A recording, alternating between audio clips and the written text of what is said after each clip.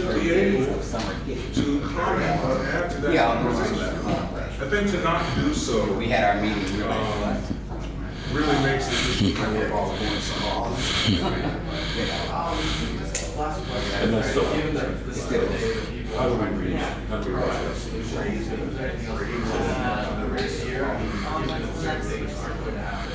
I certainly applaud and approve of effort and adjustment I just bring you help us get on. You've got my card. Sometimes Right, did I give you mine? Okay. to If you want increase the livability. put us on the agenda, we'll show up. But that's not the only part we need that type The of. ESD is contributed to Cypress as we How much retreat goes fundraise. Oh, is that right? It wasn't much. What is it Okay. that's going to be But you know, done other than add That's still that's going to change it? You know, but it was led by Cypress, obviously. They wanted to see the investment in the park. It's not cheap. I know. And it was great. It was a great way of engaging. It was a great way of getting that out there and wanting to come to the park.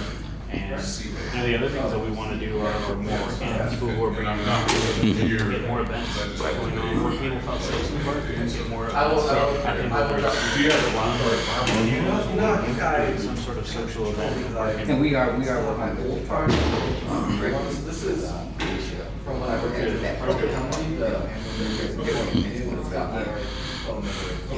It seems like all of our kids are just Thank you very much. You want to get a picture of me and Pastor? It moves on that part, and that was great, it's doing great, but then it's going somewhere else. Sure. So, From one of the reports I think we were, just remember a couple of weeks ago, we were out there and there was a group of kids. And we were asking them key questions and stuff like that. And for some of them, that's the touched on it. And that is that some of them are going to be very cooperative. Others, when they see the police presence, it's like, we're out of here. Yep. And that's the thing. So as much as there can be, you know, sort of the average community person who's saying, Mike, much like Lionel said, I've got a Saturday thing and we feed, you know, could we do that in the park and we could all be there and all that? That's cool stuff. Yeah. I think that people really will, and I think some will get over their phobias and stuff like that, but you're the one we blame. because you're the one who told us, You're the one who occupy the told us space. what we did. You say a lot, take up the space. Take up the space, take up the space. That's it. Yes. That's what you said 8 years ago. And we're still there. We're still there. Pastor Hanson, Yes, sir. I have a question for you. Yeah. There's something that came up in the Willamette Week a number of months ago called One Cop, One Congregation, One Precinct, Yes. where local churches are going to be interfacing with our law enforcement. And I'm just curious, which churches are involved with that? And if the citizens need to know more about how that's going to work or happen, can you give me some information about it? Yeah, I went to the luncheon and Chief Outlaw, Sheriff Reese, and I can't remember who, I think our U.S. Attorney and others, everybody was involved in pulling this luncheon Yeah, it together. was like Motorola Solutions and Right. AT&T. Right, and the pastor who's leading that initiative is from Atlanta. And so that really produced, first of all, it educated us and helped us to know what the One Cop was all about. Yeah. I can't tell you how many people, many churches are involved because I think they're just getting off the ground. We just got our notification Yeah. the other day. So my sense is they had a wonderful kickoff, and with all of the response that they got from a number of us from a church standpoint, they probably segmented and said, we'll take Group A now, Group B next, and Group C, and I don't know that to be true, but I'm assuming that. Okay. Because we just got the information the other day. So what Yeah. notification did you get? It was an email that said, It was from Public Information Officer, if I remember. is that He sent right? He sent it Yeah. out to everybody. There you go. I was going to say, I can't. You see so much stuff, I can't I have remember. a but- quick concern about One Cop, One Yeah. Precinct. Yeah. As cop watchers, there's a lot of us that go out and film the police in the community and watch all the interactions, and Yeah. we have our biases, of course, but we try to be objective. It's difficult being the people we are. Our concerns are civil liberties concerns, because One Cop talks about how there's going to be a cell phone app that gives the parishioners of each congregation access to it, and they can.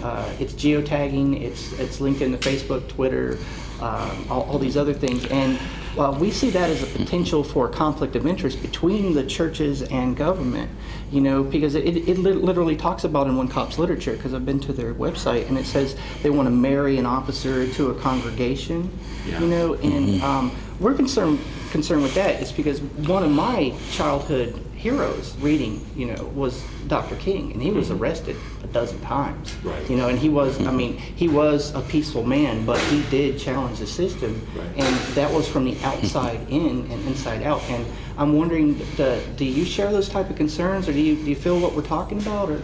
There are a number of concerns that are not spoken about because, it has not been like first and foremost for us at this point. What about But what you just said, Yes, sir. I think is a fair concern. And it's one of those things I honestly believe needs to be discussed even deeper with this whole concept. Awesome. And there's a person, I think, that we're supposed to be assigned Yeah. to this area, right? That we need to bring that kind of stuff to. In short, do I agree that that's a concern? The answer is yes. Okay. I've got some other concerns, quite frankly, as well when it comes to this kind of stuff. Awesome. And I have not had the opportunity to have a forum to really sit down and really talk through those things. But I'm hoping and praying that we will get the chance to do And that. that's wonderful. Yeah, sometime I'll approach you at another public event and Please ask do. you about your concerns and Yeah. let you talk about it, at length, because I know you want to probably get some barbecue across the street or whatever. But thank you so much for. I'm Mike Bluer, by the way. Mike, it's nice to meet you. What about the constitutional amendment, the separation between church and state? Do you think that violates it if you give the churches and their parishioners a special app to call the police? Thought of that.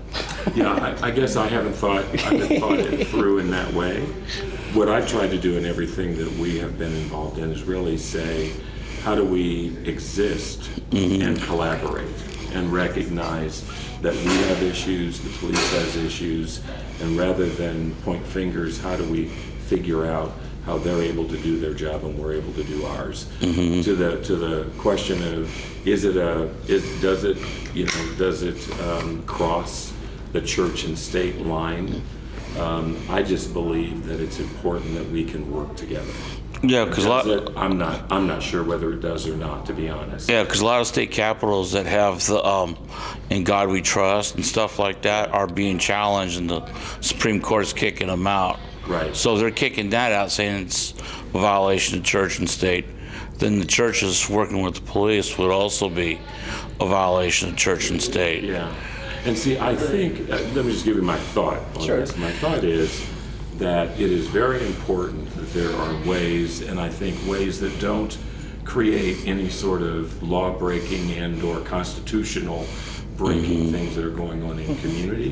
But there are an awful lot of things when we talk about community policing Yes, and sir. things of that nature that really require the ability for both police and community to have a mechanism to work together or to communicate to one another. But I worry about that sometimes. I'll give you a key example was what happened to State Representative Janelle Bynum when she's in Happy Valley going door to door, Yes. just, saying I'm running for office.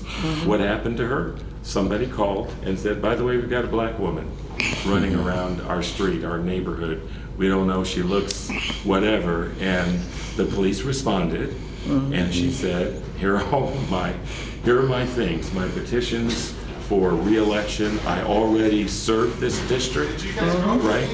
But in that case, I felt, wow, there's some real work that has to be done community-wide when it comes to neighborhood associations, when it comes to One Cop and whoever else, to One of the really things help we us do to as really cop watchers do is that. we film the police interacting with homeless folks quite a bit in a disproportionate way. And you're familiar with the study showing that last year more than half of the people arrested were all people experiencing homelessness. Yeah.